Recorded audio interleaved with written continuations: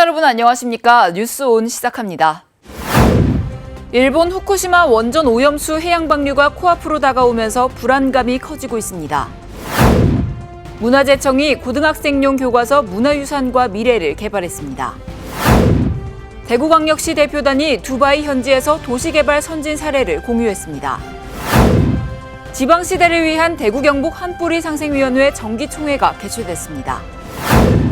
제주도가 국내 최초로 양문형 저상버스를 도입합니다. 일본 후쿠시마 원전 오염수 해양 방류가 코앞으로 다가오고 있습니다. 정부가 오염수 검증을 위한 시찰단을 파견했지만 어민을 비롯한 수산업계에서는 우리 어장의 오염은 물론 수산물에 대한 소비 위축으로 이어지지 않을까 우려하고 있습니다. 목포의 한 전통시장에서 수산물 가게를 운영하는 정성근 씨는 요즘 선뜻 일손이 잡히지 않습니다. 일본 후쿠시마 원전 오염수 방류가 임박했다는 소식 때문입니다. 가뜩이나 경기 침체로 어려운 상황에서 수산물 안전성 논란이 일어 소비 위축으로 이어지지 않을까 걱정입니다. 오염수가 방류가 됐다고 했을 때는 수산물을 아예 먹지 않겠다는 분들도 계시고 저희 상인들도 마찬가지입니다. 이걸 앞으로 어떻게 판매를 할 것인지 고민을 많이 하고 있습니다. 오염수와 방류 과정 등을 검증하기 위해 정부의 시찰단 활동이 시작됐지만 수산업계는 여전히 냉랭합니다. 오염수 방류로 우리 어장이 오염될 것이 뻔하고 수산물에 대한 국민들의 불신으로 이어질 수 있기 때문입니다. 수산업계는 안전성에 대한 검증 여부를 떠나 오염수 방류 자체를 받아들일 수 없다는 입장입니다. 더욱이 정부의 마땅한 대책도 없는 데다 시찰단마저 민간을 배제한 채 정부기관과 산하 전문가만으로 구성돼 자칫 면죄부를 위한 방문이 될 수 있다며 반발하고 있습니다. 후쿠시마 오염수가 방류된다면 수산업에는 아주 큰 타격이 이제 올 것 같습니다. 그래서 저희 어민들은 절대적으로 아무런 대책 없는 오염수 방류에 반대를 하고 있고요. 우리 바다의 미래와 어민들의 생계를 위협하는 후쿠시마 원전 오염수 방류가 코앞으로 다가오면서 우려와 반발이 날로 커지고 있습니다. 문화재청과 한국문화재재단이 함께한 문화유산 교과서 문화유산과 미래가 충청남도 교육감의 승인을 받아 지난달 인정교과서로 선정됐습니다. 문화재청이 한국문화재재단과 함께 교육부의 정보부처 협업 교과서 개발 사업에 참여해 고등학생용 문화유산 교과서 문화유산과 미래를 개발했습니다. 정보부처 협업교과서 개발 사업은 적성과 진로에 적합한 교육 기회를 보장하기 위해 진행됐습니다. 문화유산 교과서는 협업학교인 충남부여고등학교 교사 등 관련 전문가와 함께 2년에 걸쳐 개발했습니다. 학생들이 자기주도적으로 문화유산의 가치와 기능을 이해하고 창의적으로 문화유산을 활용할 수 있도록 3개의 단원으로 구성했습니다. 이번 교과서는 전국 17개 시도교육청에 속한 모든 학교에서 활용할 수 있으며 충남부여고등학교에서 올해 3월부터 3학년을 대상으로 사용하고 있습니다. 문화재청 관계자는 학교 정규교육 과정에서 활용할 수 있는 다양한 교육 자료를 추가 개발하는 등 한국 문화유산 교육 활성화를 위해 노력할 계획이라고 말했습니다. 수도권 소식입니다. 박승원 광명시장이 2023년 거버넌스 지방정치대상에서 지방자치단체장 부문 지역 활력 증진 분야 최우수상을 수상했습니다. 거버넌스 정치대상은 자치분권 활동을 전파한 유능한 지방정치인을 선정하는 상입니다. 박승원 광명시장은 2019년 자치분권 혁신 분야 등에 이어 3년 연속 4번째 거버넌스 지방정치대상을 수상했습니다. 박승원 광명시장이 수상한 지역 활력 증진 분야는 중대한 지역 문제를 해결하거나 사회적 경제 기반 확대 및 활성화 등 지역 활력 증진에 기여한 지방 정치인을 선정하는 분야입니다. 박 시장은 사회적 경제 기업 지원과 사회적 경제 생태계 활성화 정책을 민관 거버넌스를 통해 추진한 점을 높이 평가받았습니다. 박승원 광명시장은 평생교육 등 다양한 분야의 정책을 연계하고 모든 과정에서 시민 참여를 확대하고 있다고 설명했습니다. 한편 광명시는 사람 중심의 따뜻한 경제, 시민과 함께 만들어가는 사회적 경제 친화도시 광명을 캐치프레이즈로 삼아 사회적 경제 생태계 조성 정책에 속도를 내고 있습니다. 광역시 소식입니다. 대구광역시 대표단 일행이 두바이 현지에서 대규모 개발 프로젝트에 대한 설명을 듣고 도시개발 선진 사례를 공유했습니다. 대구광역시 대표단 일행이 지난 19일 아랍에미리트 두바이 현지에서 대규모 개발 프로젝트에 대한 설명을 듣고 도시개발 선진 사례를 시찰했습니다. 이번 설명회에서는 두바이가 작은 어촌 마을에서 글로벌 도시로 성장할 수 있었던 이유와 사막 한가운데서 인구 자본 산업을 성공적으로 유치할 수 있었던 이유에 대한 설명이 있었습니다. 이와 함께 K2 공항 후적지 개발 사업 추진 시 두바이 비전 중 벤치마킹할 사항과 향후 상호 협력 방안을 교환했습니다. 대구시는 이를 바탕으로 K2 공항 후적지의 비전과 전략을 올 상반기에 발표하고 공항 후적지 마스터 플랜 고도화 용역에 반영하는 등 내실을 다져 글로벌 도시를 조성할 예정입니다. 대구시가 두류공원에서 제10회 대구 유아차 걷기 한마당 행사를 열었습니다. 대구시가 출산에 대한 관심을 높이고 가족의 소중함을 일깨우는 기회의 장을 마련하기 위해 지난 20일 두류공원에서 제10회 대구 유아차 걷기 한마당 행사를 진행했습니다. 행사는 0세에서 4세 자녀를 둔 부모 또는 임산부 가족 천여 명이 유아차에 아이를 태우고 일대 1.5km를 걸으며 고민을 나누고 스트레스를 풀 수 있는 출산 장려 캠페인으로 진행됐습니다. 이외에도 마술 버블쇼, 상상 놀이터 등과 같은 이벤트와 다채로운 프로그램뿐만 아니라 출산 정책 홍보관과 심폐소생술, 각종 체험 부스 등이 마련됐습니다. 이어서 강원도 소식입니다. 횡성군이 횡성문화예술회관에서 제8회 횡성 부부의 날 기념식을 개최했습니다. 이번 기념식은 5월 21일 횡성 부부의 날을 기념해 횡성군 주최 횡성군 여성단체 협의회 주관으로 열렸습니다. 코로나19로 인해 3년 만에 개최됐으며 기념식과 올해의 부부상 시상, 개그우먼 김지선 씨의 특별 강연, 축하 공연 등으로 꾸며졌습니다. 한편 2023 올해의 부부상은 지난 4월부터 각 읍면장 및 기관단체장의 추천을 받아 선정했으며 횡성 부부상, 백년해로상, 화목가족상, 다문화 행복부부상 등 4개 부문에서 6쌍의 부부가 수상의 영예를 안았습니다. 횡성군이 군민을 대상으로 라이브 커머스 교육 대상자를 모집하고 첫 교육에 들어갔습니다. 5월 20일 횡성군청 대회의실에서 13명의 교육생이 참가한 가운데 횡성군 라이브 커머스 교육이 열렸습니다. 군은 온라인 쇼핑과 비대면 상업시장이 급격히 성장하고 있는 만큼 라이브 방송을 활용한 판매와 마케팅 역량을 강화해 군정 홍보에 접목하기 위해 이번 교육을 마련했습니다. 이번 교육은 총 4회에 걸쳐 이론 교육 및 실습 등이 열리고 이후 3회에 걸쳐 횡성군 홍보 라이브 커머스 방송이 진행될 예정입니다. 계속해서 충청도 소식입니다. 충북도에 찾아가는 뮤지엄 전시회가 성황리에 개막했습니다.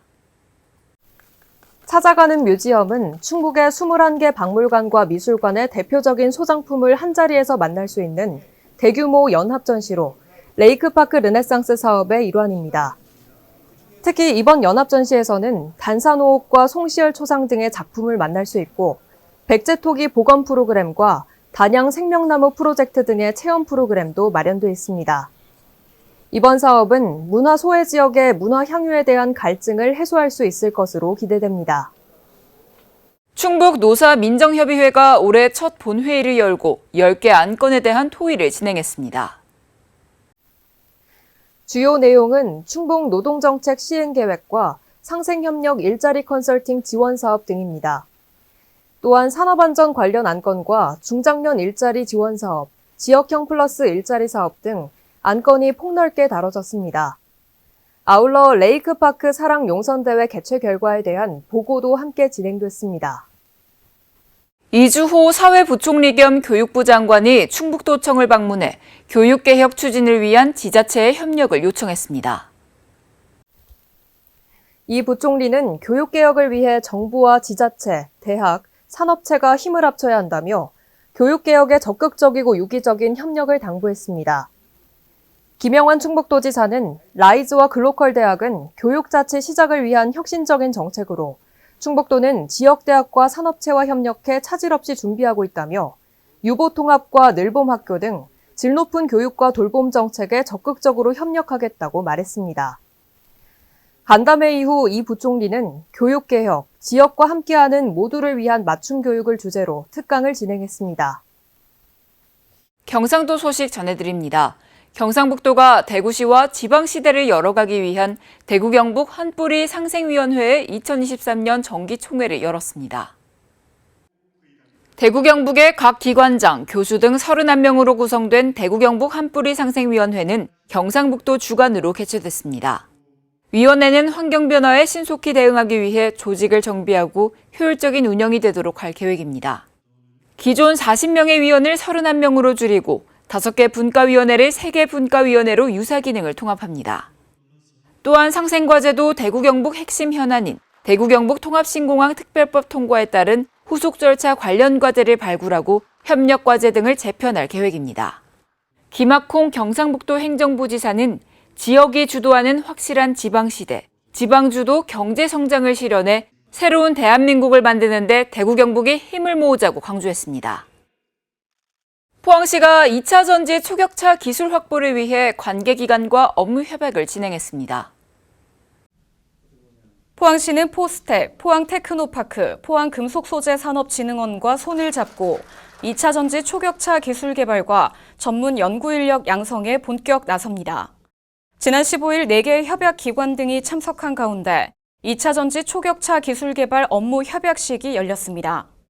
업무 협약을 통해 각 기관은 2차 전지 글로벌 경쟁 시장에서 우위를 점하기 위해 2차 전지 분야 초격차 기술력을 선제적으로 확보하고 이를 위한 핵심 인재 육성에 상호 협력하기로 했습니다. 이에 포스텍은 기술 확보 및 인재 양성에 더욱 박차를 가할 계획입니다. 또 포항테크노파크와 포항금속소재산업진흥원은 연관 기업 및 실증평가 지원 등 지역 2차 전지 산업 발전을 뒷받침하며 시는 2차 전지 산업 경쟁력 강화를 위해 각 기관과 꾸준히 협력할 방침입니다. 한편 포항은 최고 수준의 과학기술 인프라를 보유하고 있어 2차 전지 산업을 선도할 특화단지 최적지로 평가받고 있습니다. 포항시가 2차 전지 특화단지 유치에 총력을 다하고 있는 가운데 포항이 우리나라 2차 전지 산업의 요람이 되길 바라는 마음을 모았습니다. 16일 대구 경북의 대학생들이 포항 블루벨리 국가산업단지와 영일만 일반 산업단지를 방문해 2차 전지 국가 첨단 전략산업 특화단지 포항 유치를 함께 염원했습니다.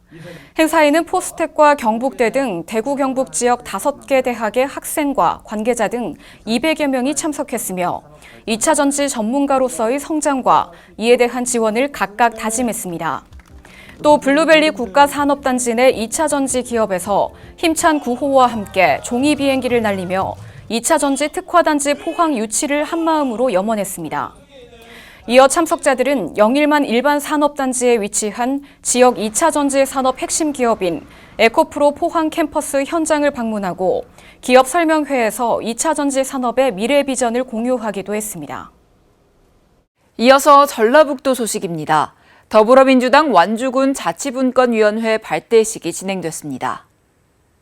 더불어민주당 완주군 자치분권위원회 발대식이 지난 21일 완주군 근로자 종합복지관 1층에서 안호영 국회의원, 유이태 완주군수, 천암용 완주군의회 의장 등 각계 인사 500여 명이 참석해 성황리에 마쳤습니다. 이날 발대식은 개회선언, 국민의례, 내빈 소개, 위원장 인사말, 내빈 축사, 임명장 수여, 기념촬영 순으로 진행됐습니다.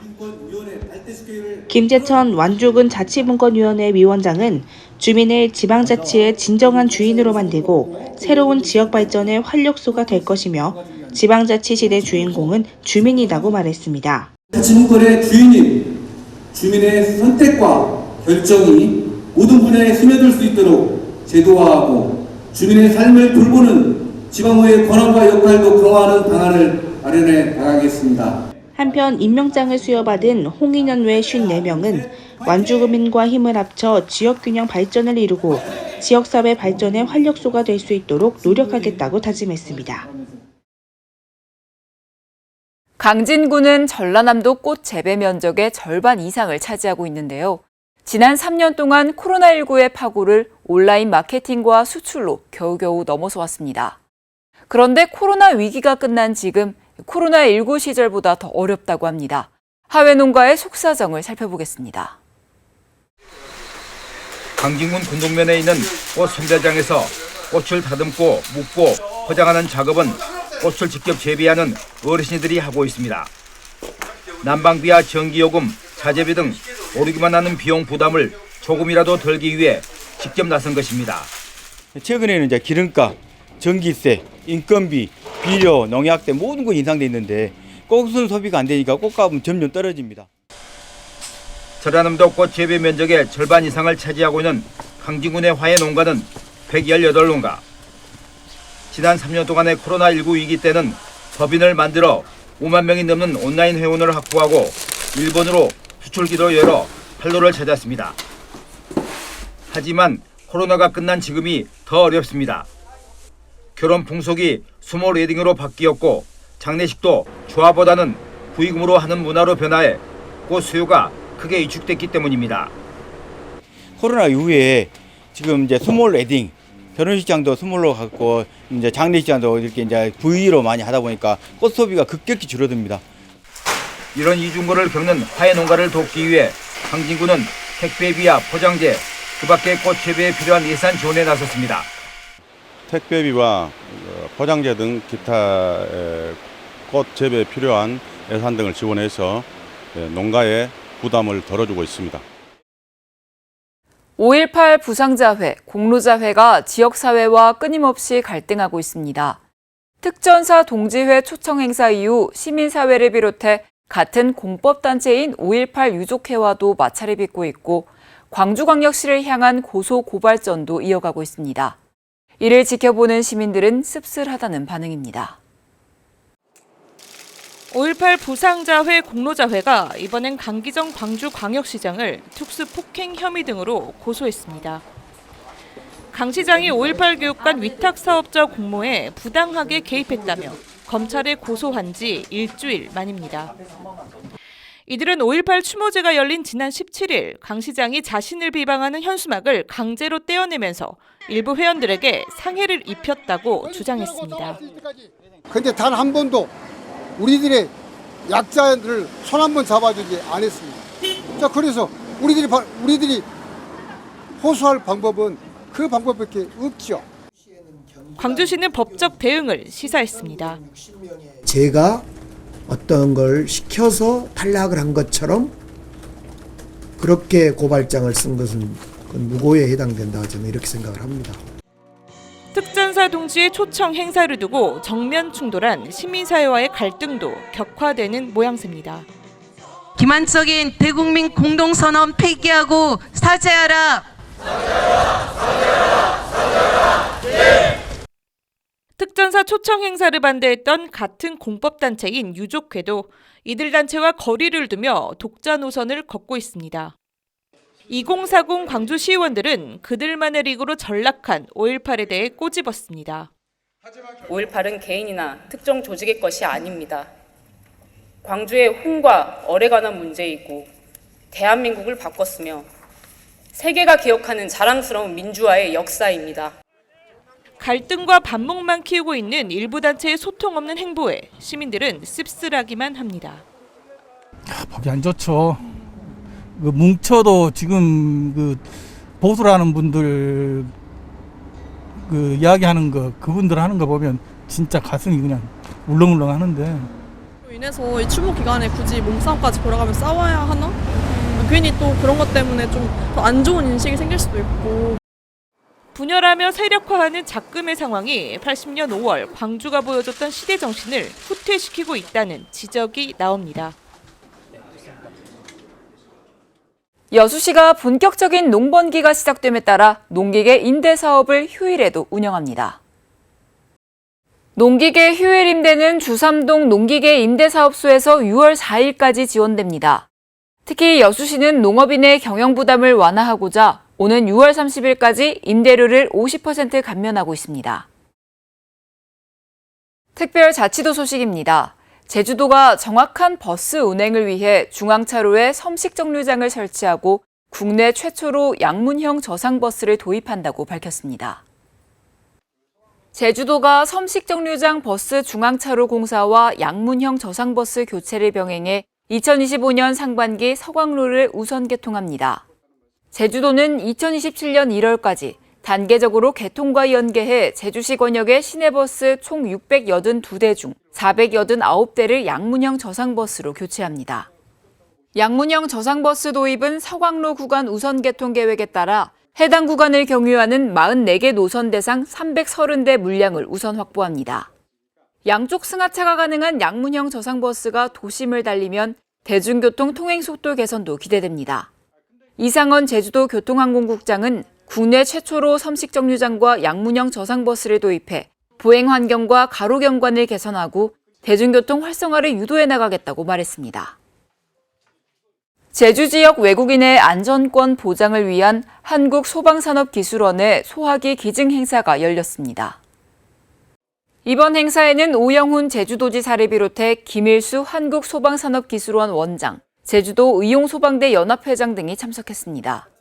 한국소방산업기술원은 제주도 의용소방대 연합회에 외국인 안전권 보장을 위해 소화기 500개를 전달했으며 오영훈 지사는 한국소방산업기술원에 감사패를 전달했습니다. 오영훈 지사는 제주는 아시아 최초 국제안전도시 4차 공인을 받은 안전도시로서 도민의 안전을 위해 의용소방대와 함께 더 부지런히 뛰겠다고 말했습니다. 한편 이날 기증된 소화기는 도내 외국인 근로자 거주시설 및 다문화 가정 등 500개소에 보급될 예정입니다. 아침, 저녁 기온차가 심한 요즘 활력을 유지하려면 비타민과 무기질을 충분히 섭취할 수 있는 과일을 먹는 것이 좋습니다. 비타민C가 풍부한 키위나 감귤은 피부 미백 효과가 있으며 바나나는 성장하는 어린이들의 면역력을 높이는 데 도움을 줍니다. 또 사과에는 구연산 등이 풍부해 피로물질을 제거하는 효과가 있으니까요. 참고하시기 바랍니다. 뉴스 마칩니다. 편안한 밤 보내십시오.